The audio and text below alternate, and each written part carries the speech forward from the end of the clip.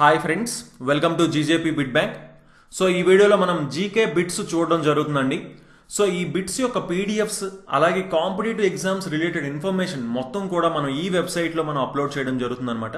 So తప్పకుండా ఈ వెబ్సైట్ని మీరు ఫాలో అవ్వండి, www.gjptelugu.com అనమాట. ఓకే, సో అలాగే మా యాప్ జీజేపీ తెలుగు, ఈ యాప్ని మీరు ఆండ్రాయిడ్ ప్లే స్టోర్లో డౌన్లోడ్ చేసుకుంటే ఇందులో మనకి రీజనింగ్ మరియు అరిథమెటిక్ క్లాసెస్, పెయిడ్ క్లాసెస్ అవైలబుల్గా ఉన్నాయండి.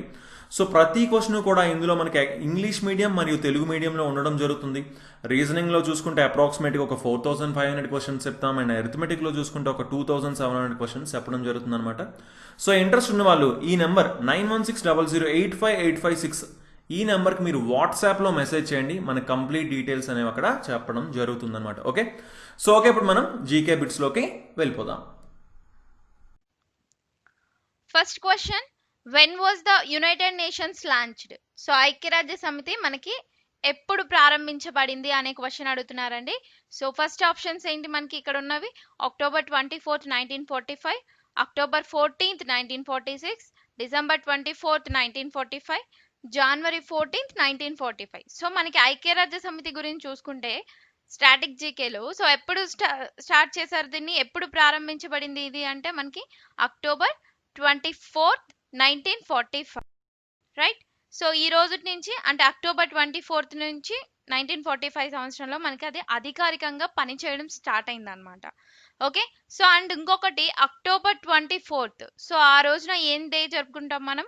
ఐక్యరాజ్య సమితి యొక్క దినోత్సవంగా జరుపుకుంటాం, right. So United Nations Organization యొక్క దినోత్సవంగా అక్టోబర్ 24th జరుపుకుంటారు. ఓకే, సో ఈ యుఎన్ఓ యొక్క హెడ్ క్వార్టర్స్ ఎక్కడుంది? యునైటెడ్ నేషన్స్ హెడ్ క్వార్టర్స్ ఎక్కడుంది మనకి? న్యూయార్క్. సో యుఎస్ఏలోని న్యూయార్క్లో ఉంది, అమెరికాలో, రైట్. సో దీంట్లో మనకి ఇంకా స్టాటిక్ జీకే గురించి చూస్తే దీంట్లో ఎన్ని అంగాలు ఉన్నాయి మనకి? 6 పార్ట్స్ ఉన్నాయి దీంట్లో, లైక్ జనరల్ అసెంబ్లీ అని, అండ్ నెక్స్ట్ సెక్యూరిటీ కౌన్సిల్ అని, and next one international court of justice. So ఇవన్నీ కూడా మనకి యునైటెడ్ నేషన్స్ యొక్క 6 అంగాలు అన్నమాట. ఓకే, సో అవి మనం నెక్స్ట్ రిమైనింగ్ ఇంకా క్వశ్చన్స్ ఉన్నాయి కదా, సో వాటిలో చూద్దామండి. సో దీనికి వచ్చే answer October 24th 1945. Next question, Chile capital. So Chile రాజధాని ఏంటి? సో ఆప్షన్స్ ఏమున్నాయి మనకి? Santiago, Havana. సో చిలీ రాజధాని Santiago, Havana, Congo, Rwanda. So ఏంటండి మనకి చిలీ రాజధాని? సో ఆన్సర్ వచ్చేసి Santiago, right. So Santiago is the right one. So Chile రాజధాని. సో చిలీ గురించి చూసుకుంటే మనం, సో చిలీ యొక్క క్యాపిటల్ వచ్చేసి శాంటియాగో, అండ్ చిలీ యొక్క ప్రెసిడెంట్, సో చిలీకి ప్రెసిడెంట్ ఎవరు, అధ్యక్షుడు ఎవరు అంటే Sebastian Pinera. Sebastian Pinera. And next Chile యొక్క కరెన్సీ ఏంటి? చిలీ యొక్క కరెన్సీ వచ్చేసి పీసో, రైట్. సో చిలీ యొక్క currency peso. So next question, which city is called city of buildings in India? So city of buildings అని ఏ నగరానికి పేరు అని అడుగుతున్నారు. సో ఆప్షన్స్ ఏమున్నాయి మనకి? కోల్కతా, న్యూఢిల్లీ, తిరువనంతపురం, ముంబై. సో ఆన్సర్ ఏంటి మనకి? సిటీ ఆఫ్ బిల్డింగ్స్ అనే ఏ నగరానికి పేరు అని అడుగుతున్నారు. So options, so correct answer ఏంటి మనకి? కోల్కతా, రైట్. సో కోల్కతా నగరం వచ్చేసి మనకి సిటీ ఆఫ్ బిల్డింగ్స్ అని అంటారండి. సో కోల్కతా అనేది మనకి ఏ స్టేట్ లో ఉంది? వెస్ట్ బెంగాల్ స్టేట్ లో ఉంది, పశ్చిమ బెంగాల్ రాష్ట్రంలో. సో పశ్చిమ బెంగాల్ గురించి చూసుకుంటే పశ్చిమ బెంగాల్ క్యాపిటల్ వచ్చేసి మనకి కోల్కతా. అండ్ నెక్స్ట్ పశ్చిమ బెంగాల్ యొక్క చీఫ్ మినిస్టర్ వచ్చేసి Mamata Banerjee. And next west Bengal యొక్క గవర్నర్, సో గవర్నర్ ఎవరు మనకి? Jagdeep Dhankhar. Okay, so next question, the Nanda Devi biosphere reserve is in which state? So Nanda Devi biosphere reserve అనేది ఏ రాష్ట్రంలో ఉంది అని క్వశ్చన్ అడుగుతున్నారు. సో ఆప్షన్స్ ఏంటి మనకి? Manipur, Tamil Nadu, Uttarakhand. So biosphere reserve ఇది. సో నందాదేవి బయోస్పియర్ రిజర్వ్ ఎక్కడుంది మనకి? Correct answer Uttarakhand, right.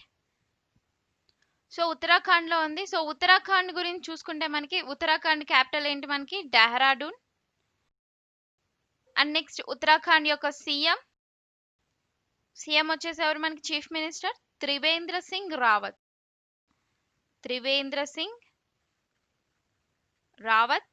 And next Uttarakhand యొక్క గవర్నర్. సో గవర్నర్ వచ్చేసి మనకి baby Rani Maurya. Right. So next question, the father of history. So history యొక్క పితామహుడు ఎవరు? సో చరిత్ర యొక్క పితామహుడు గురించి అడుగుతున్నారు. ఆప్షన్స్ ఏమున్నాయి మనకి? Megasthenes, Herodotus, Socrates, Kautilya. Right. So చరిత్ర పితామహుడు ఎవరు మనకి? Correct answer Herodotus.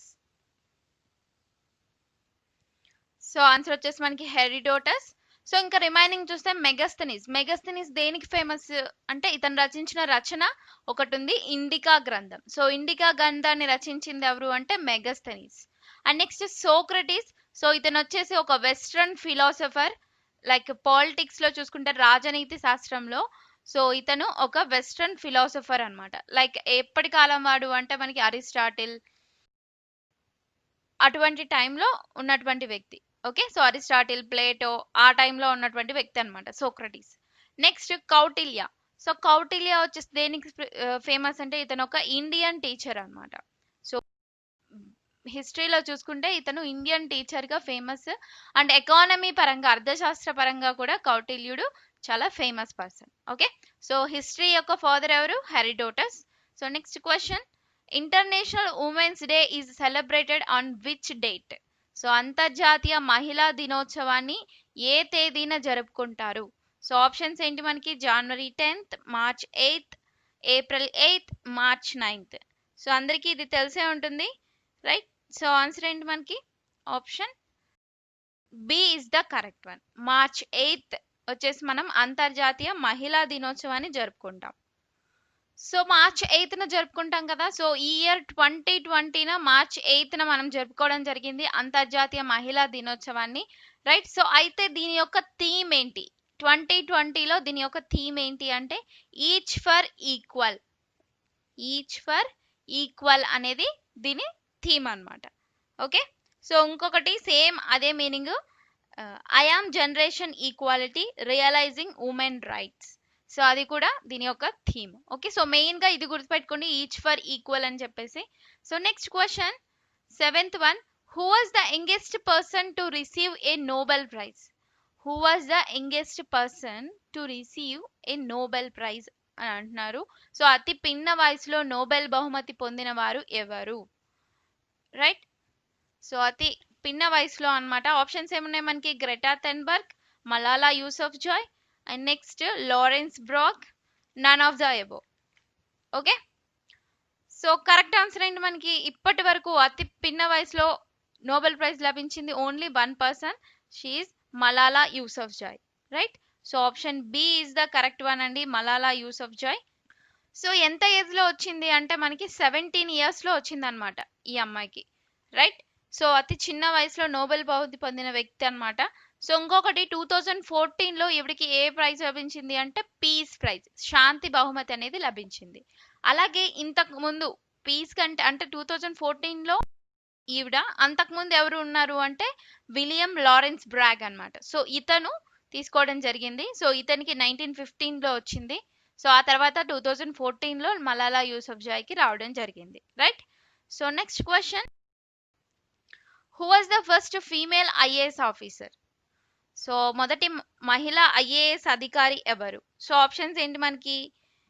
Sucheta కృపరాణి, next అన్నా రాజం జార్జ్, నెక్స్ట్ సి వచ్చేసి Kiran Bedi, and 4th option Chokila Iyer.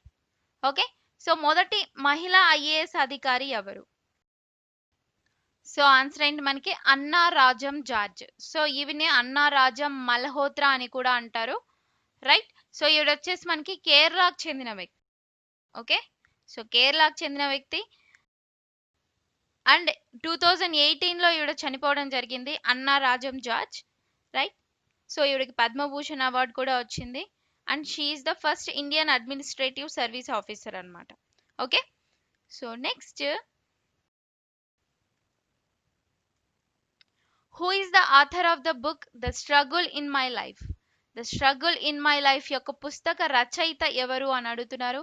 Options వచ్చేసి ఏంటి మనకి? Nelson Mandela, Mahatma Gandhi, and next Martin Luther king, ఆ తర్వాత నెహ్రూ. సో ఆన్సర్ ఏంటి మనకి? So the struggle in my life పుస్తకాన్ని రచించినటువంటి వ్యక్తి ఎవరు మనకి?